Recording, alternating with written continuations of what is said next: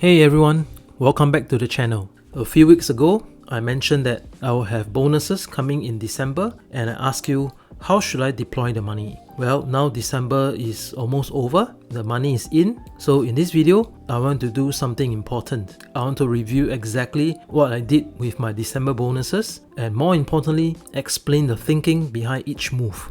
Before I get into it, I want to be clear that I'm not a financial advisor. Everything I mentioned here is for entertainment purposes only. I'm just documenting what I did with my money. And as always, like this video and subscribe to the channel if you like this content. Alright, let's get into it. Now, all the figures that I mentioned here are in Singapore dollars, so please do your own conversions if you want better understanding of the figures. So in total, I received about $62,000 in December. This includes my regular salary, my year-end bonuses, and something extra that doesn't happen every year.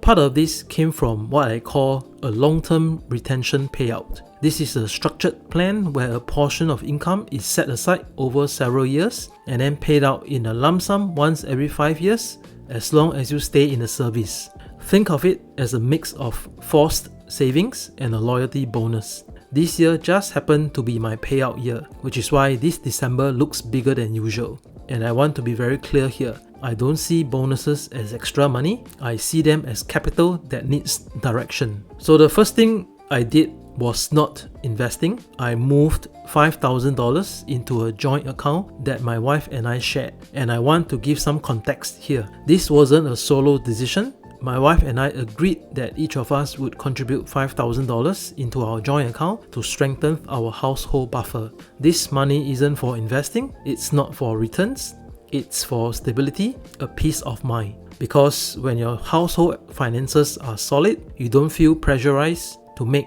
bad money decisions elsewhere. This is something I strongly believe in. Wealth building is not a solo sport, it's a team effort. Next comes the part that most people skip, because it's not exciting.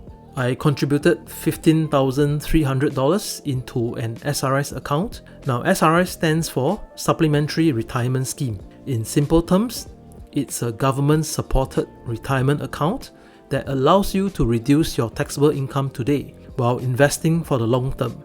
And here's an important point. This money is not just sitting there doing nothing. I'm already investing every month using my SRS funds. The platform that I use is Endowers, and every month, Endowers will help to buy funds as an investment.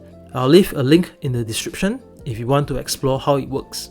So for me, SRS does two things at once. It helps reduce my taxes, and the investments will compound in the long term and support my retirement when I'm old. The second move was an $8,000 cash top-up to my father's CPF retirement account. This serves two purposes. It helps support my dad in his retirement. Second, it also qualifies as a tax relief. And I want to be very clear here. This wasn't done just to save tax. It was about redirecting money. Instead of paying more taxes and never seeing that money again, I'm strengthening my family's long-term security. Based on my tax bracket, these two moves together will likely save me around $2,500 to $3,000 in taxes next year. That's real money, saved simply by understanding how the system works. Next, we traveled as a family to Guangzhou earlier this month and spent quite a bit in retail shopping and dining. So I've set aside $3,000 to pay off the credit card bills that I used for this trip. And I want to say this clearly, wealth building doesn't mean denying life. It means earning the right to enjoy life without guilt. Because the foundations were already taken care of, this spending felt intentional, not reckless. Now after all of that, I still had about $31,000 left. This is where I answer my own question from the previous video. I'm moving $30,000 straight into my interactive broker account, not to gamble, not to chase hype, but to deploy it systematically. I will use the money to buy S-Golf first to earn some interest and wait for opportunities to buy into income generating and compounding assets. I'll keep the remaining $1,000 as an additional cash buffer in a savings account. Now here is the mindset shift I want to leave you with.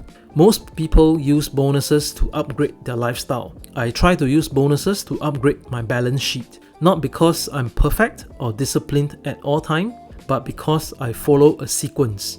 peace of mind for the family first, efficiency second, life third, and finally, leave a big chunk to build wealth and escape the 9 to 5. Once you get this order right, money decisions become much simpler. So that's how I deploy my money. Nothing flashy, just some simple and straightforward ways to reduce taxes and grow my wealth. Now I want to hear from you. What would you do differently with a December bonus? Let me know in the comments. And if you like this video, do give it a like and subscribe to the channel. It will really help the channel to grow. Alright, thanks for watching. I'll see you in the next one.